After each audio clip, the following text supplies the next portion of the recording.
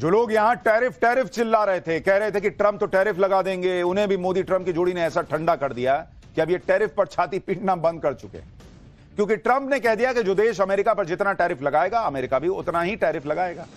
यह तो भारत के लिए अच्छी बात है, क्योंकि भारत पहले से ही अमेरिका के 75% प्रोडक्ट्स पर 5% से भी कम टैरिफ लगाता है।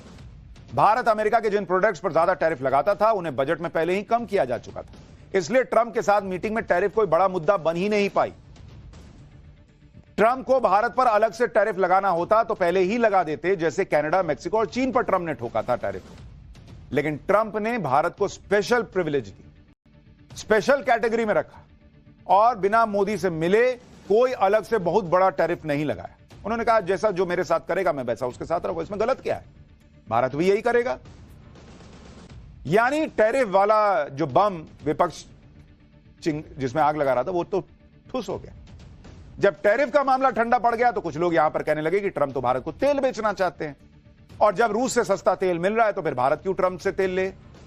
पिछले साल भारत ने अमेरिका से $15 बिलियन यानी 1,30,000 करोड़ का फ्यूल खरीदा था। तो ऐसा नहीं है कि वहां रशिया से सस्ता तेल मिल रहा है तो दूसरे जगह से नहीं ले रहे हैं। भारत को इतने तेल की जरूरत है कि खाली रशिया से नहीं होगा मामला।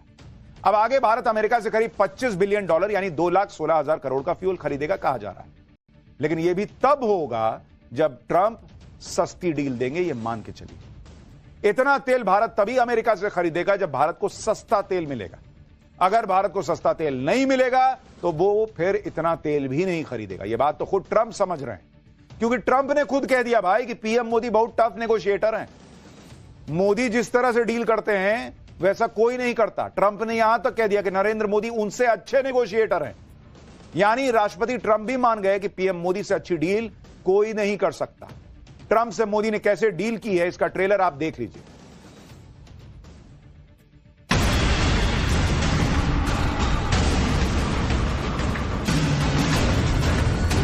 Much tougher negotiator than me, and he's a much better negotiator than me. There's not even a contest.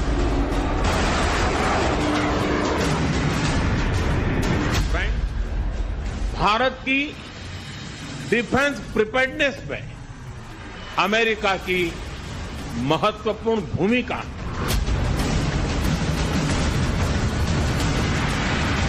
ISRO और नासा के आपसी सहयोग से बनाई निसार सैटेलाइट।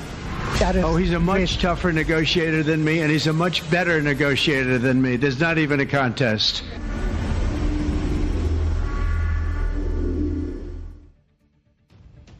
आप सोचिए कि ट्रंप जैसा आदमी पीएम मोदी को टफ नेगोशिएटर बता रहा है, कह रहा है मेरे से ज्यादा अच्छी डील करते हैं भाई, और मेरा और इनका तो कंपटीशन नहीं है, मैं तो फेल हूं इनके सामने। यानी ट्रंप कह रहे हैं कि मैं अमेरिका फर्स्ट की बात करता हूं, तो मोदी इंडिया फर्स्ट की बात करते हुए जब टेबल पर बैठते हैं तो इंडिया के हितों को और बढ़िया ढंग से जो है वो रखते हैं, मेरे से भी आगे जाकर। जितना मैं अपने देश के लिए नहीं करता उससे ज्यादा करते। मतलब कुछ तो बात होगी पीएम मोदी के डील करने के तरीकों में। और पीएम मोदी आखिर जब डील करने बैठते होंगे तो क्या होता होगा, इसकी एक लाइव तस्वीर आपको दिखाता हूं। पीएम मोदी किस तरह से डील करते हैं। अमेरिका आने से पहले पीएम मोदी फ्रांस के दौरे पर थे, आपको याद होगा। वहां पर पीएम मोदी के सामने किसी डील की प्रेजेंटेशन चल रही थी। फ्रांस के राष्ट्रपति मैक्रो भी पीएम मोदी के बगल में बैठे हुए थे। पीएम मोदी कितनी बारीकी से हर बात सुन रहे थे और बीच बीच में अपने इनपुट दे रहे थे। और इस दौरान फ्रांस के राष्ट्रपति मैक्रो भी हैरान दिखाई दिए कि पीएम मोदी ऐसी ऐसी बातें पकड़ रहे हैं जो आमतौर पर एक्सपर्ट्स पकड़ते हैं। आप देखिए कितने टफ नेगोशिएटर है पीएम मोदी, इसकी झलक आपको दिखाता हूं। As I told you, now we have already reformed in our policies. We are going to open up, and will give some financial facilities also. The objective for you is to create industrial jobs and to build the ships, manufacturing capacity. And for the containers, of course, we have a shipbreaking yard, so you can get very good raw material from the shipbreaking yard, and out of that you can build manufacture containers. ये video दिखा रहा है कि PM Modi जब negotiation की table पर बैठते हैं, आप उनके हाव भाव देखिए। दोस्ती यारी अलग, देश का हित अलग। एक एक डिटेल में जाते हैं। भारत को मोदी को झुकाया नहीं जा सकता। हमारे यहां से क्या ले सकते हो, हमारे यहां कैसे बना सकते हो, इसकी बात करते हैं। अगर ट्रंप के लिए अमेरिका फर्स्ट है तो नरेंद्र मोदी के लिए इंडिया फर्स्ट है। पीएम मोदी का फंडा यह है कि दोनों देश मिलकर काम करें, दोनों का फायदा हो। ऐसा नहीं हो सकता कि सिर्फ एक का फायदा हो।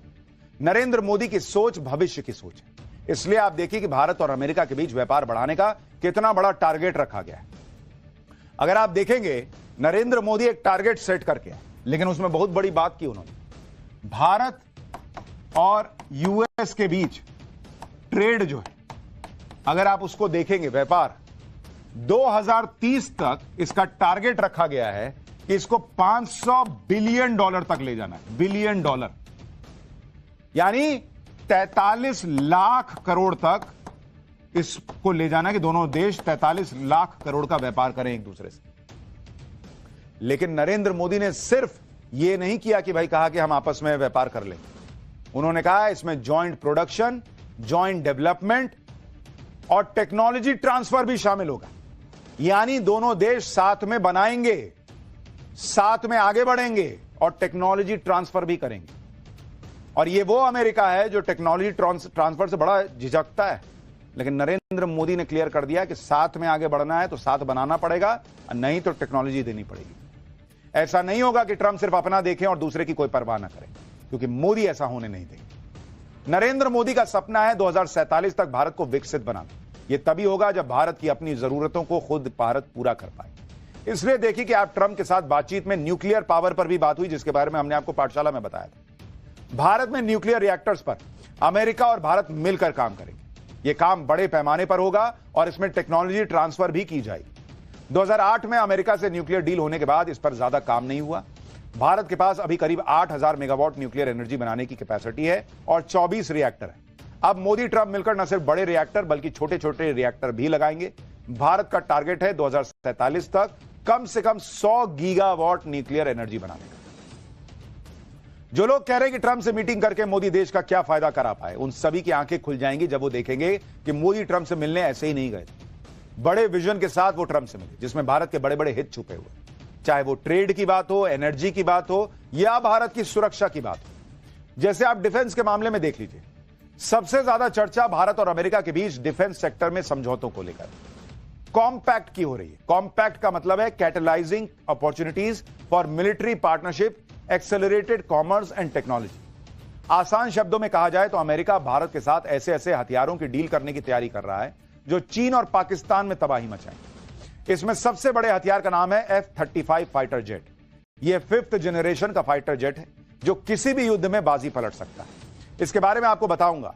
इसके अलावा भारत अमेरिका से P-8I मैरीटाइम पेट्रोल एयरक्राफ्ट की डील कर सकता है। इसे समंदर का बाज कहा जाता है क्योंकि यह समुद्री इलाके की निगरानी के लिए दुनिया के सबसे एडवांस एयरक्राफ्ट में से एक है। अमेरिका भारत को अपनी anti tank guided missiles Javelin और infantry combat vehicle Stryker vehicle देने की तैयारी कर रहा है। ये दोनों हथियार यूक्रेन युद्ध में रूस पर बहुत भारी पड़े थे। साथ ही अमेरिका की डिफेंस कंपनी एंड्यूरल इंडस्ट्रीज और भारत की कंपनी महिंद्रा ग्रुप में भी पार्टनरशिप हुई है। ये दोनों कंपनी मिलकर अनमैन्ड एरियल सिस्टम और 8 मैरीटाइम सिस्टम तैयार करेंगे। यह मानव रहित वो हथियार है जो हवा और पानी के अंदर दुश्मनों का सफाया करेंगे। इस डील को लेकर पीएम मोदी ने क्या कहा है, पहले वो सुनिए, फिर अमेरिका के उस फाइटर जेट के बारे में बताऊंगा जो जरूरत पड़ने पर हेलीकॉप्टर बन जाता है और भारत की ताकत बढ़ाएगा। फ्रेंड्स, भारत की डिफेंस प्रिपेयर्डनेस में अमेरिका की महत्वपूर्ण भूमिका है। स्ट्रैटेजिक और ट्रस्टेड पार्टनर के नाते हम जॉइंट डेवलपमेंट, जॉइंट प्रोडक्शन और ट्रांसफर ऑफ टेक्नोलॉजी की दिशा में सक्रिय रूप से आगे बढ़ रहे हैं। आने वाले समय में भी नई टेक्नोलॉजी और इक्विपमेंट हमारी क्षमता बढ़ाएंगे।